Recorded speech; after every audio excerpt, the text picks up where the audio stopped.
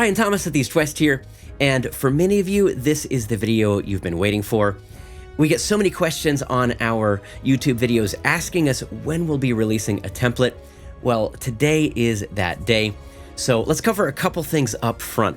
Number one, right now, this template is only available for Logic Pro and Cubase users. And in this video, we're just going to be looking at the Logic Pro template because they're set up pretty much identically unless otherwise noted. But again, this is just Logic Pro and Cubase for now. Now that's going to change pretty soon, actually.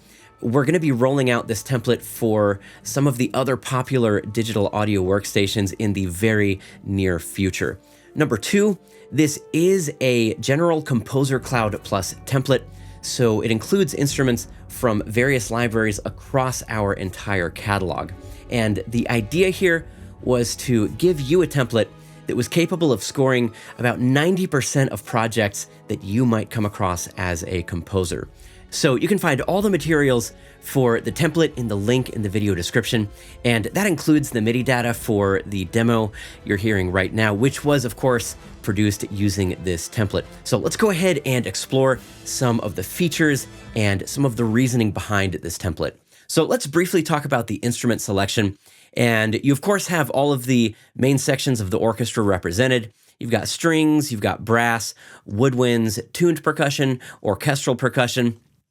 And then you have choirs and vocals, your cinematic percussion, which is generally going to feature percussion that you don't typically find in an orchestra, but that often features in cinematic soundtracks. Then you've got some synths and then world instruments. Now, these are all patches that I find myself using the most in the East West catalog, so they're just kind of my hand-picked patches, but you can, of course, add to this template. You can switch out instruments, and it's designed to be very modular. Now, as far as the individual instruments in these sections, let's just say within the strings, you've got instruments from Hollywood Strings 1, Hollywood Strings 2, and even Hollywood Fantasy Orchestra. And the reasoning here was to just give you the absolute best patches from all these different libraries and patches that I've found just work together exceptionally well. So for example, if you need some high strings for a really epic cinematic melody, you've got the high strings from Hollywood Fantasy Strings.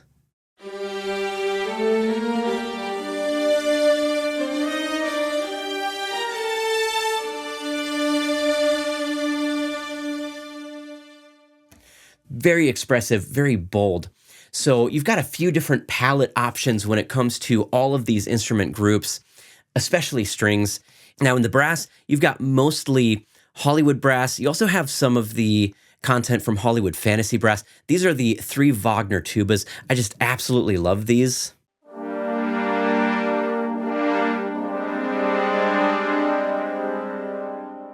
Now, for the woodwinds and orchestral percussion, we're mostly using instruments from Hollywood Orchestra Opus Edition. Then in the choirs, you've got a couple instances of the word builder patches from Hollywood Choirs, and these just always sound great in a mix.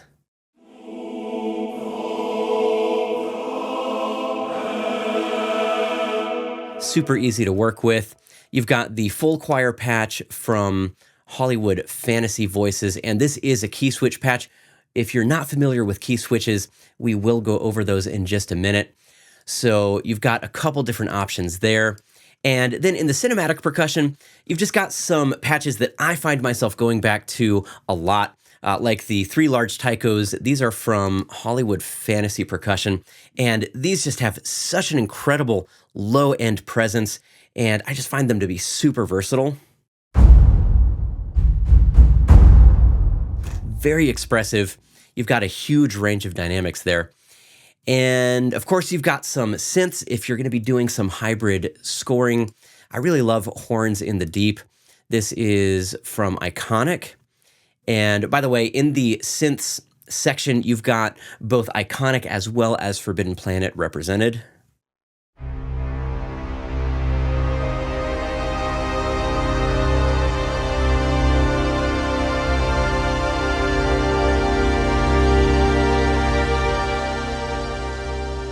Find that one to just be super inspiring.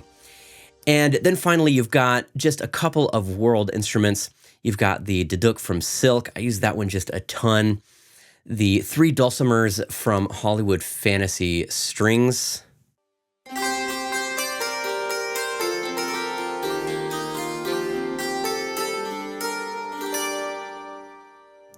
All right, next, let's go ahead and cover key switches and continuous controllers. Now, for those of you who may not be familiar with how key switches work, they are basically using notes on the keyboard outside of the instrument's range to trigger different articulations. So you can see here, as I am playing through these notes on the keyboard, it's changing the articulation.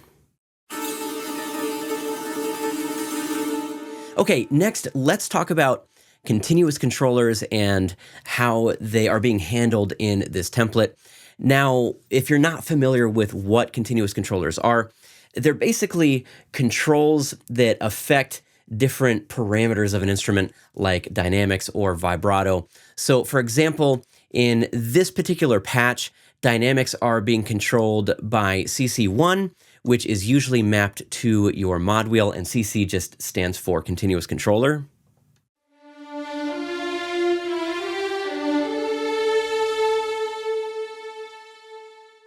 So you can hear the dynamics responding to that mod wheel. Now, for some of these other instruments, like the low strings from Hollywood Fantasy Strings, dynamics are actually controlled by CC11, and that's typically not mapped to the mod wheel on your keyboard. So for the tracks that are hosting instruments with dynamics controlled by CC11, I inserted an instance of the MIDI modifier, and this is basically taking CC1 input and it's adding CC11 to it. So you can see as I'm moving the mod wheel, it's also affecting CC11, which again, in this instrument is controlling dynamics.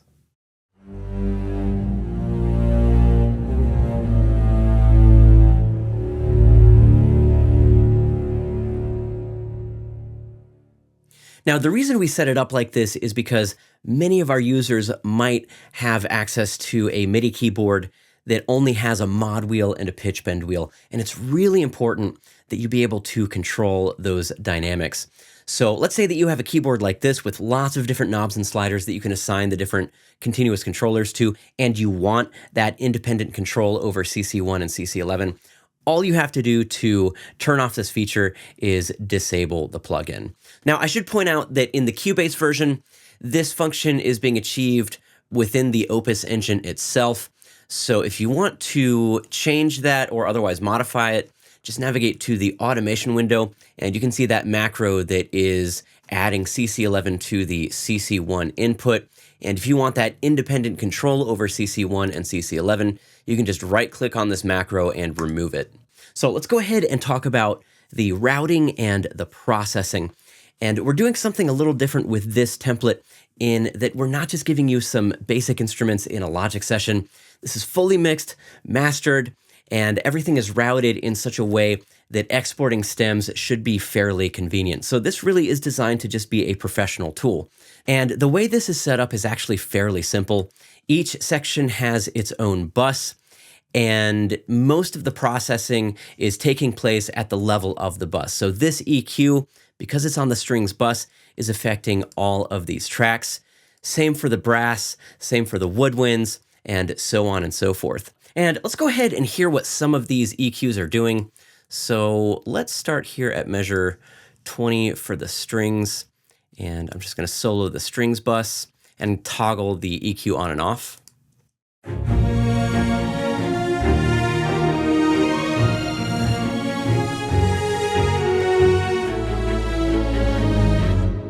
Now let's hear what the EQ is doing on the brass. So let's go ahead and start here near the end. This should be a good spot.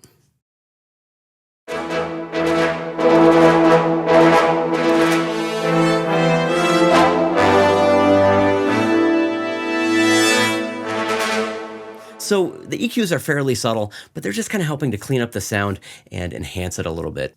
Now, if you want access to the buses in the main window in Logic, I've created all of these tracks here. So if you wanted to do some automation, for example, in the strings, let's say that you wanted more reverb on one part, you can do that in this track. And again, you've got the tracks represented here for all of the various buses, including the reverbs. So let's actually talk about the reverb setup in this template, because that is such a huge part of the sound. And it's important to know how these are working with the buses and the processing. And I'll start by noting that most of my reverb sends are on the buses, and that's because you generally want the processed signal being sent to the reverbs rather than unprocessed, because maybe there's a frequency that you don't like, and you don't necessarily want that being represented in the reverbs. Now, most instrument groups have their own dedicated reverb. So for example, strings have their own impulse response in Spaces 2. Same thing for brass. It's the same room, but this is the brass specific impulse response. And then all of the buses are also sending to an algorithmic verb. This is just a stock Logic reverb that I happen to like a lot.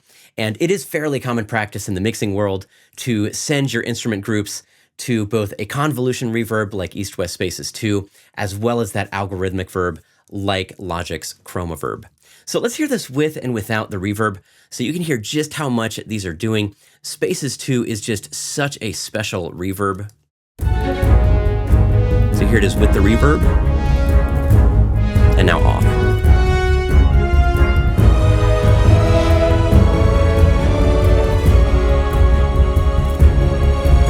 So definitely a big part of the sound. Now, the only other thing to note here is that you do have some mastering plugins on the stereo out. You've got this tube EQ that's kind of sweetening up the sound. You've got a compressor. You've got a multiband compressor. So just be aware that those are there. And that's actually pretty much it. So let's go ahead and check out this demo so that you can get a sense of what this template is capable of.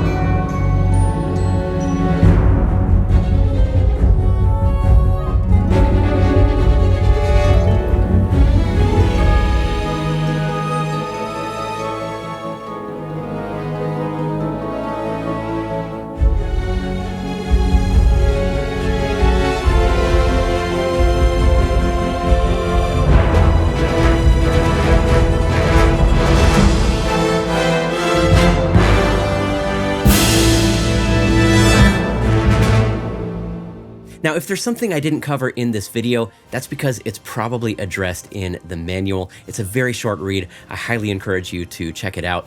And it's basically going to tell you how to optimize Opus and install the instruments that you need to run this template.